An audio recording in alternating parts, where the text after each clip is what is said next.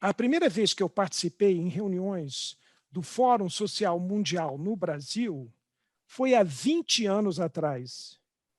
Foram dias de grande exuberância, vitalidade, empolgação, expectativa e uma interação entusiástica dos participantes, que variavam desde a via campesina até movimentos de centros urbanos, todos unidos na crença de que um outro mundo é possível e comprometidos em criar esse outro mundo. Firmemente rejeitavam a famosa ideia da Margaret Thatcher, a ex-primeira-ministra da Inglaterra, que não existe nenhuma alternativa ao regime neoliberal que ela e o Ronald Reagan estavam buscando impor ao mundo.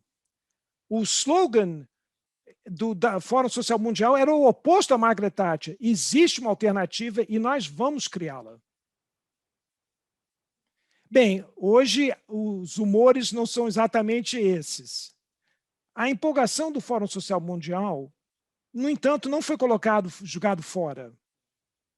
O Brasil estava equilibrado para entrar na chamada década dourada, uma frase que foi usada pelo Banco Mundial numa avaliação retrospectiva dos anos do governo Lula, analisando as realizações feitas dentro do país pelo governo Lula, enquanto que o Brasil talvez tenha se tornado o país mais bem respeitado no mundo e uma voz eloquente na defesa do sul do globo, sob a liderança do presidente Lula e do seu ministro das Relações Exteriores, Celso Amorim. Novamente, esse não é o clima hoje. As adaptações ou acomodações do governo Lula com relação às demandas do capital privado internacional, não importa o que a gente ache disso, não foi suficiente para aplacar aqueles que o Adam Smith chamava os senhores ou donos da humanidade. A reação veio logo, e não apenas no Brasil. Não há nenhuma necessidade de analisarmos o histórico desde então, de como, ou ver como é que o Brasil agora está sendo visto pelo mundo. Isso talvez pudesse ser simbolizado pela entrega de uma ajuda humanitária da Venezuela para fornecer oxigênio para aliviar a catástrofe que está ocorrendo em Manaus. E uma solidariedade internacional muito bem-vinda, indo a um lugar que era muito necessário. Agora a catástrofe está se espalhando em outros lugares, num país que é muito famoso por um alto nível de pesquisa e realização nas ciências médicas e por ter um registro histórico e estrelar em termos de eficiência da vacinação que o Brasil tem antes desse assalto que nós agora vemos sobre a sociedade. Para acrescentar uma analogia pessoal minha, a minha esposa Valéria e eu, vivendo no estado do Arizona, nos Estados Unidos, somos muito privilegiados em ter conseguido máscaras de alta qualidade, graças à generosidade de um amigo que vive em Taiwan. Enquanto isso, o estado de Arizona acabou de ganhar o campeonato mundial de infecção per capita pela Covid.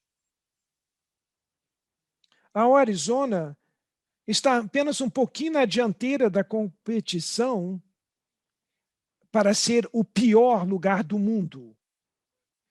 À medida que eu escrevo aqui, a principal manchete do New York Times lê-se o seguinte: a nova angustiosa pandemia, os hospitais não têm mais estoque de vacinas, se referindo a todo o país, os Estados Unidos.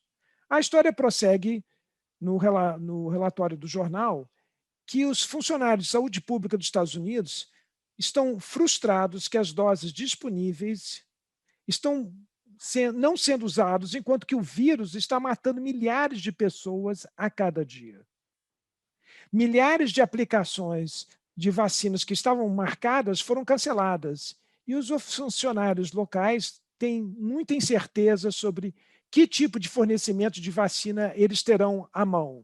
A imprensa local ainda acrescenta que os hospitais não têm mais leitos e as pessoas estão morrendo nos corredores. O quadro é muito parecido em toda parte, e isto no país mais rico do mundo, que teria vantagens incomparáveis.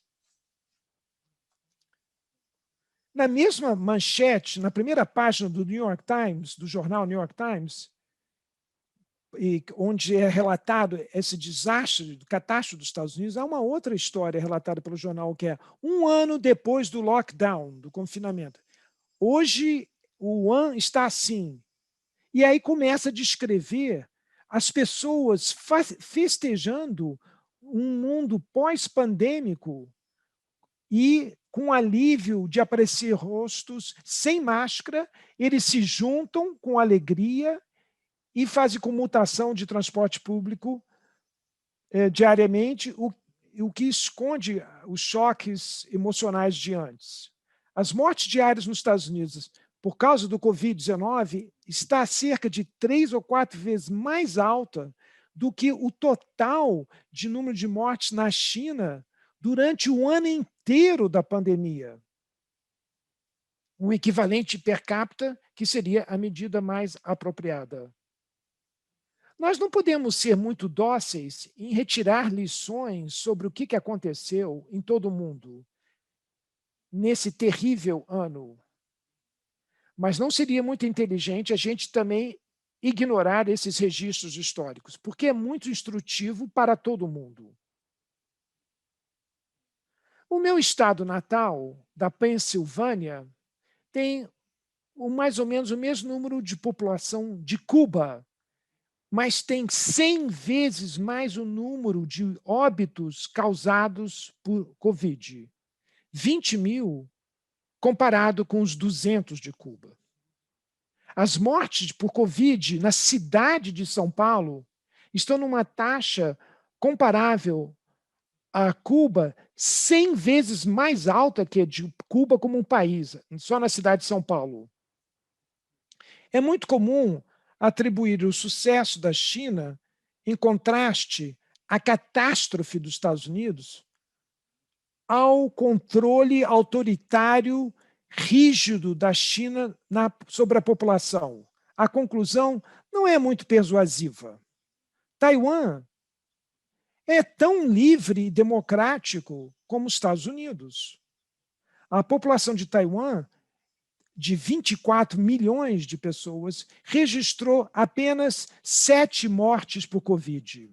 Além do mais, os observadores do Ocidente sobre a China relatam que a aceitação popular dos procedimentos e medidas muito restritas, que virtualmente varreu a doença da China, parece que foi uma adesão amplamente voluntária e de apoio. Uma análise mundial tentativa parece indicar que os principais fatores para domar a catástrofe têm sido um governo efetivo, agindo para o bem-estar da sua população, combinado com um espírito de cooperação e de uma mentalidade coletiva de cooperação. Nós todos estamos nisso juntos para o bem comum. É muito útil examinarmos mais de perto quem são os que têm o pior desempenho. Bem, eu vou colocar de lado o Brasil, porque é muito deprimente a gente discutir o caso do Brasil agora. O caso mais instrutivo seria os Estados Unidos e o seu aliado mais próximo, os britânicos, ambos com registros horríveis que são destacados como contraste ao fantástico desenvolvimento econômico e privilégio que eles usufruem. Também é pouco comum em outro aspecto. Eles também são o lar dos programas, são os lares dos programas neoliberais que varreram o mundo nos últimos 40 anos, dirigidos pelo Reagan e pela Thatcher e depois pelos seus sucessores. Essas doutrinas neoliberais contribuíram poderosamente para criar e depois intensificar a crise do Covid. Os beneficiários poderosos e muito ricos dos programas neoliberais agora estão trabalhando duramente para a garantia que eles vão conseguir moldar a sociedade pós-pandemia. As doutrinas e consequências devem ser examinadas de perto. Eu apenas vou poder fazer alguns poucos comentários aqui. Uma investida central do neoliberalismo hoje é desmantelar a sociedade civil organizada e diminuir a preocupação do governo pelo bem-estar do público geral. Como a Thatcher uma vez disse, não existe nenhuma sociedade, só existem indivíduos que enfrentam as forças sozinhas do mercado sagrado. E se não sobreviverem à sua destruição, é má sorte. E assim eu quero citar um dos pronunciamentos mais famosos do presidente do Brasil. E daí? Para ser mais preciso, sob a doutrina neoliberal, só alguns são julgados ao mercado para sobreviver de alguma maneira. Outros têm o direito de serem afagados pelo Estado, o que significa que seus cidadãos serão desafortunados. Nós nunca devemos esquecer o adágio de Balzac, retirado da sabedoria tradicional. Balzac diz: as leis são como teias de aranha, onde as grandes moscas conseguem passar, mas só as pequenas moscas é que são presas na teia de aranha. Os programas neoliberais foram cuidadosamente construídos para garantir que esses princípios prevaleceriam com subsídios massivos e socorros dados às grandes moscas. Nós testemunhamos isso várias vezes desde o início do assalto neoliberal. Os pensamentos da Thatcher não eram originais. Inconscientemente, ela estava parafraseando Karl Marx. Ele condenou os governantes autocráticos da Europa ao tentarem virar a sociedade, transformar a sociedade num saco de batatas. Ou seja, constituído de indivíduos isolados, atomizados, lutando sozinhos, sem nenhuma sociedade civil organizada, sem nenhuma organização popular para a sua defesa contra a concentração do poder. O Reagan e Thatcher seguiram esse roteiro cuidadosamente. Os primeiros atos tomados por eles foram, primeiro, destruir os sindicatos dos trabalhadores, e no caso do Reagan, até mesmo trazendo trabalhadores temporários para substituir os grevistas, uma prática que depois foi seguida pelas grandes empresas privadas. O martelo bate contra a organização dos trabalhadores, que continuou com seus sucessores. Estudos recentes, feitos por economistas proeminentes, recentemente o Lawrence Summers, atribuem a desigualdade espetacular criada durante os anos iniciais do neoliberalismo. Isso se deve à destruição dos sindicatos, privando a classe trabalhadora de qualquer meios de autodefesa contra uma luta de classes incessante. As doutrinas desse assalto de 40 anos atrás sobre a sociedade têm as suas origens no neoliberalismo no período de interguerra em Viena, na Áustria. O venerado pai fundador desse movimento neoliberal, Ludwig von Mises, podia mal conter a sua euforia quando os governos proto-fascistas violentamente esmagaram o movimento sindical vibrante da Áustria. E ele elogiava muito o fascismo de Mussolini, efusivamente, por ter salvado, agora eu cito ele, por ter salvado a civilização europeia. O mérito que o fascismo, portanto, ganhou para si mesmo vai viver eternamente na história. Os méritos que o fascismo ganhou. Mises escreveu o seu livro clássico chamado Liberalismo, anos depois que os camisas pretas fascistas violentamente desfizeram os sindicatos e o pensamento independente, colocando-os no seu devido lugar. As luzes mais fortes do neoliberalismo ficou ainda mais entusiasmada sobre a ditadura assassina de Pinochet. E, por razões de princípio, medidas duras precisam ser tomadas para salvaguardar uma economia sólida, para garantir que não haverá nenhuma restrição popular sobre a liberdade dos muito ricos e do setor corporativo para expandir seu poder e riqueza. O ideal desse modelo econômico é de privatizar tudo, para citar o atual ministro da Economia do Brasil, muito louvado pelo capital financeiro internacional, que estão ávidos para tomar os recursos do Brasil, do seu povo, sob a bandeira neoliberal. Essas são considerações para a gente ter em mente quando nós começarmos a pensar sobre um mundo pós-pandêmico. Essas considerações revelam que não existe o menor conflito entre o pedido de liberdade de um certo tipo e medidas duríssimas de repressão e controle de outro lado. Além do mais, como eu mencionei, existem forças poderosas que trabalham duramente agora mesmo para garantir que o mundo pós-pandêmico vai reter as principais armas da guerra de classes incorporadas pela doutrina neoliberal. Por essa razão mesmo, examinar os dogmas básicos do neoliberalismo e suas consequências é muito importante. As ideias essenciais foram capturadas pelo discurso de posse do presidente Reagan. Ele diz: governo é o problema, não é a solução. Isto não significa que as decisões a nível nacional devam desaparecer. Pelo contrário, elas simplesmente são deslocadas para as mãos dos mestres, dos senhores ou donos da humanidade, ou seja, as grandes mega empresas e as instituições financeiras que explodiram em escala durante os anos neoliberais. Eles foram a responsabilidade deles tem sido muito bem colocada por economistas que estão encarregados, mais notavelmente o Milton Friedman.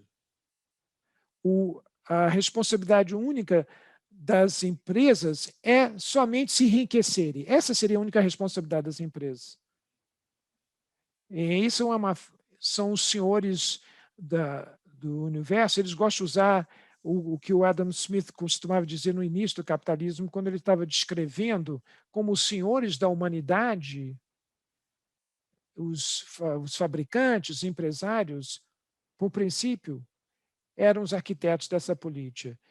E eles garantiam que os seus próprios interesses fossem muito bem cuidados. Não importa quão grave o impacto isso poderia ter sobre os outros, incluindo o povo, eles vão seguir aquela máxima deles: tudo para nós mesmos e nada para mais ninguém.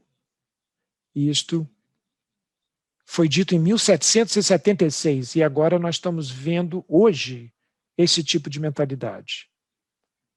Voltando à origem do neoliberalismo hoje, não é difícil perceber as consequências de entregar as tomadas de decisão para instituições tirânicas cuja meta principal é se enriquecerem. Princípios que foram estabelecidos há 40 anos atrás. Algumas dessas consequências foram reveladas num estudo recente por uma organização quase governamental chamada Rand Corporation, que é dos Estados Unidos. É uma empresa de pesquisa. Ela estima que a transferência de riqueza de 90% da população de mais baixa renda para os muito ricos, ou seja, a fração superior de 1% da população mais rica, teria sido essa transferência de riqueza no valor de 47 trilhões de dólares. Isso parece ser um troco, ou que seria uma séria subestimativa.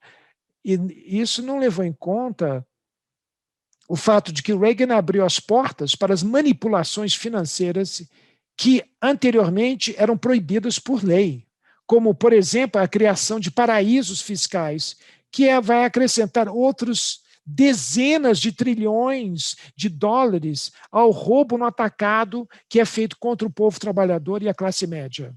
Os resultados estão diante dos nossos olhos.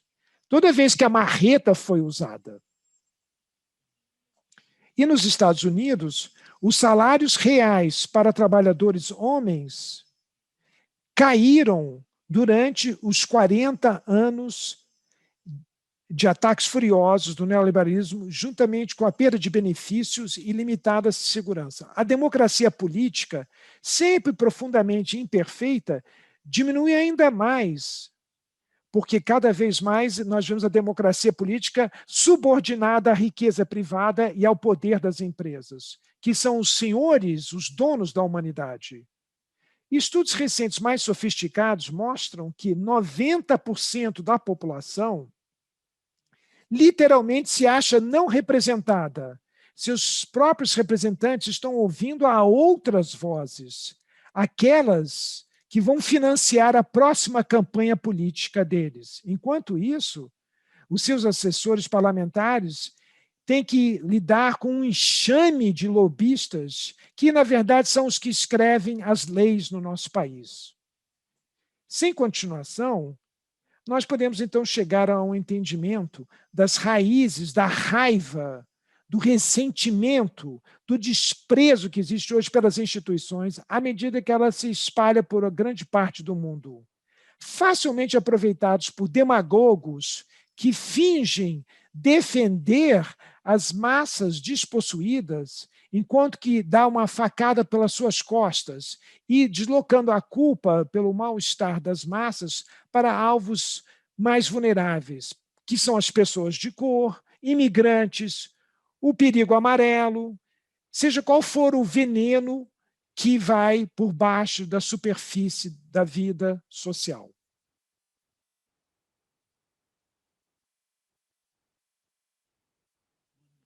Uma visão do futuro, agora sendo buscada ativamente pelos setores dominantes, é a perpetuação dessa monstruosidade em formas ainda mais duras.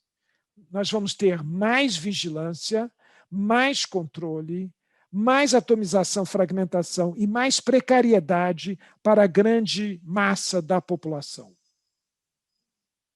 Essa é uma visão do futuro. Uma outra visão é aquela que está sendo promovida pelo Fórum Social Mundial. A visão de um mundo em que o povo é que toma controle sobre o seu próprio destino em comunidades de autogovernança e também controle no seu lugar de trabalho, se livrando desses senhores, desses donos da dominação e das suas instituições repressivas. Um mundo que vai manter o ideal liberal forte, que há muito tempo foi eliminado, que nós deveríamos substituir os grilhões sociais por laços sociais. Um mundo que vai incorporificar a cultura da solidariedade e da ajuda mútua, com a participação direta do povo em todas as esferas, por cidadãos bem informados e engajados, que vão estar devotados para o bem comum. Esta visão não é utópica. Ela pode ser realizada. E mais ainda, ela precisa ser realizada de alguma maneira se o experimento humano ainda quiser sobreviver. Não é nenhum segredo de que nós estamos vivendo um momento formidável da história humana. A confluência de crises que são de uma gravidade tremenda, a não ser que a gente consiga resolver esses desafios e logo, será uma perda de tempo tentar contemplar a forma de uma sociedade pós-pandêmica, porque simplesmente não haverá nenhuma sociedade pós-pandemia. E isso não é exagero. A menos grave dessas crises que estamos enfrentando é essa que agora está consumindo a atenção e preocupação, compreensivelmente, de todos: a pandemia. Mais cedo ou mais tarde, a pandemia será contida a um custo terrível e a um custo desnecessário, como nós podemos ver a partir das sociedades, ricas ou pobres, que conseguiram lidar com a pandemia efetivamente. A pandemia será superada. E se a história pode nos orientar, em breve ela terá sido até mesmo esquecida. Pense um pouco sobre a assim chamada gripe espanhola há um século atrás. O número de mortes foi colossal. E se estima que cerca de 50 milhões de pessoas morreram. Considerando o tamanho da população, isso seria o equivalente hoje de 300 milhões de pessoas mortas. Seria um desastre inimaginável. Mas acontece que, em breve, a gripe espanhola foi esquecida. Eu nasci poucos anos depois que ela apareceu. E eu nunca ouvi falar na gripe espanhola quando eu era criança. Eu só aprendi sobre a gripe espanhola através dos livros de história. Se nós revivermos aquela experiência, nós então estaremos enfrentando grandes dificuldades. Outras pandemias de coronavírus muito provavelmente virão e talvez poderão ser até mesmo mais graves do que esta pandemia, por causa da destruição do habitat natural e do aquecimento global. Além do mais, até agora, nós tivemos sorte. Uma pandemia de coronavírus recente, que era altamente contagiosa, mas não era muito letal, como a atual que temos, ou uma que era altamente letal, mas não muito contagiosa, como o Ebola, talvez nós não tenhamos tanta sorte da próxima vez. Essas criaturas espertas têm muitos truques debaixo da manga. Nos últimos anos, os cientistas nos disseram claramente o que precisa ser feito, o que fazer, mas não foi feito. As grandes instituições e empresas super ricas farmacêuticas não estavam interessadas, graças à lógica capitalista.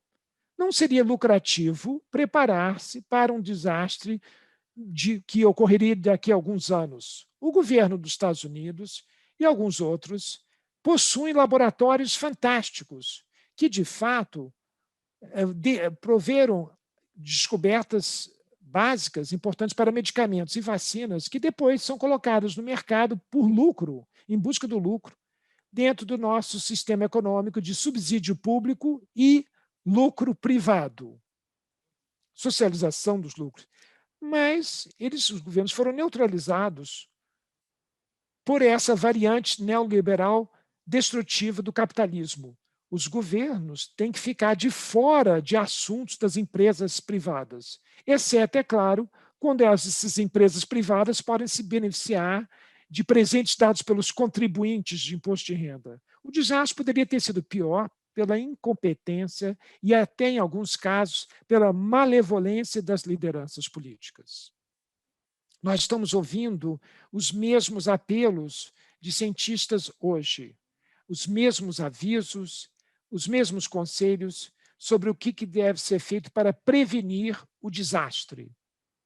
Mas conhecimento não é suficiente. Nós temos que colocar o conhecimento para a prática.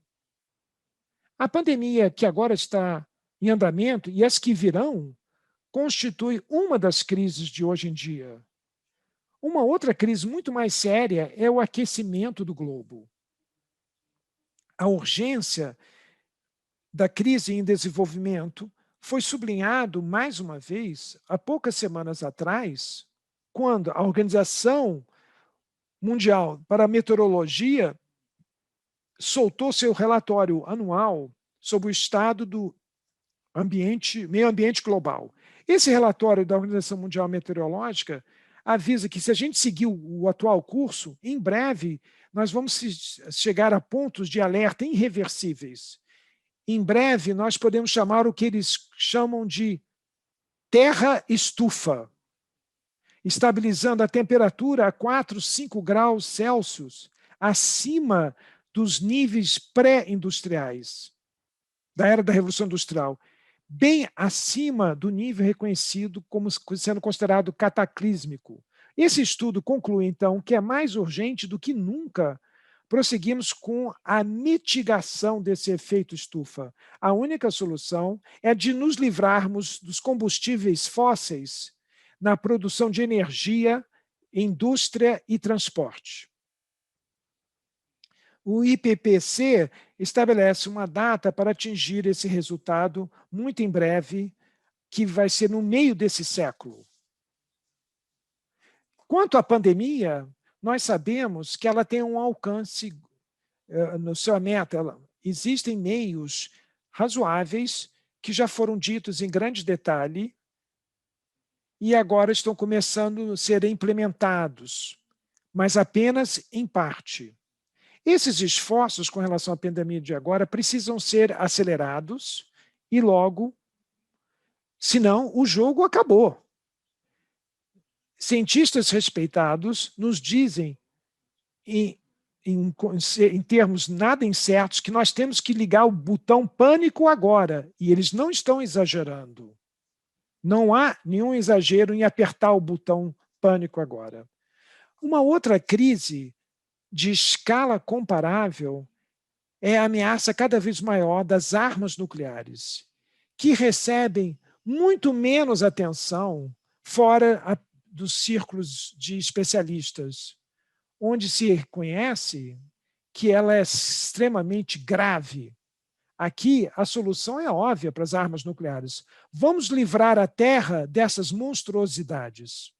Passos importantes foram dados. Na última sexta-feira, o Tratado das Nações Unidas para a Proibição de Armas Nucleares entrou em vigor, apoiado por 122 nações. Apesar de que, infelizmente, nenhuma das potências nucleares apoiaram esse tratado.